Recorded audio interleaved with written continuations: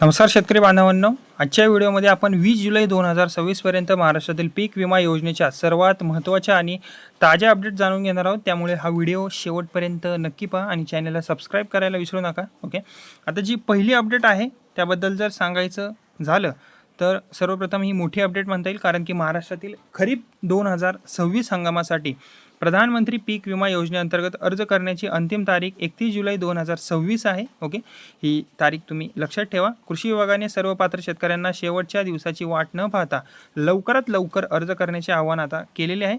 आता जी दुसरी अपडेट आहे ती म्हणजेच की यंदा पीक विमा अर्ज करताना काही महत्त्वाच्या अटी लागू करण्यात आलेल्या आहेत। ओके, कोणकोणत्या अटी आहेत ते सुद्धा आपण बघून घेऊयात आणि अर्जासाठी कागदपत्रे सुद्धा आवश्यक आहेत। ओके, आता कागदपत्रे जर बघितली तर ॲग्रीस्टॅक फार्मर ID लागेल, आधारशी लिंक असलेले बँक खाते, जमिनीची नोंद, पेरणीची माहिती, डिजिटल क्रॉप सर्वे पूर्ण असणे अत्यंत आवश्यक आहे। यापैकी कोणतीही माहिती अपूर्ण असल्यास अर्ज तुमचा नाकारला जाऊ शकतो।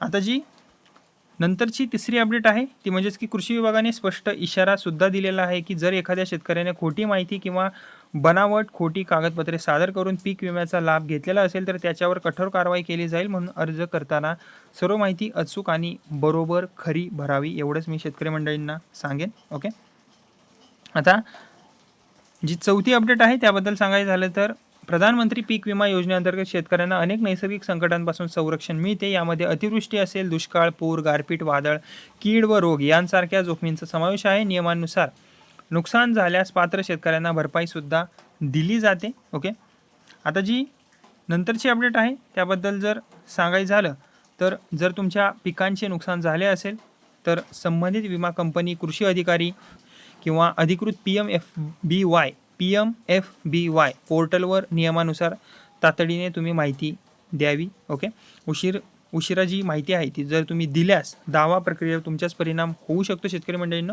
म्हणून लवकरात लवकर तुम्ही माहिती पुरवण्याचा प्रयत्न करा नुकसान झालं की। ओके, आता जी नंतरची अपडेट आहे त्याबद्दल सांगायचं झालं तर आता 20 जुलै 2026 पर्यंत महाराष्ट्रासाठी पीक विम्याच्या प्रीमियम दरांमध्ये, नुकसान भरपाईच्या नियमांमध्ये किंवा नवीन शासन निर्णय GR मध्ये कोणताही नवीन अधिकृत बदल जाहीर झालेला नाही आहे। ओके, हा जो बदल आहे तो अजून तरी जाहीर झालेला नाही। ज्यावेळेस येईल काही माहिती याविषयी मी नक्कीच तुम्हाला नवीन व्हिडिओ बनवून सांगेल। सध्या शासनाचा भर 31 जुलैपूर्वी जास्तीत जास्त शेतकऱ्यांनी नोंदणी पूर्ण करण्यावर आहे जास्त आता। ओके, आणि आणखीन एक महत्त्वाची सूचना ती म्हणजेच की जर तुम्ही अजूनही पीक विम्यासाठी अर्ज केला नसेल तर शेतकरी मंडळींनो 31 जुलै 2026 पूर्वी सर्व आवश्यक कागदपत्रांसह अर्ज नक्की पूर्ण करा, कारण अंतिम तारखेनंतर तुमचा अर्ज जो आहे तो स्वीकारला जाणार नाही आहे। म्हणून ही तारीख तुम्ही लक्षात ठेवा। सुरुवातीला सुद्धा मी तुम्हाला हे सांगितलं होतं।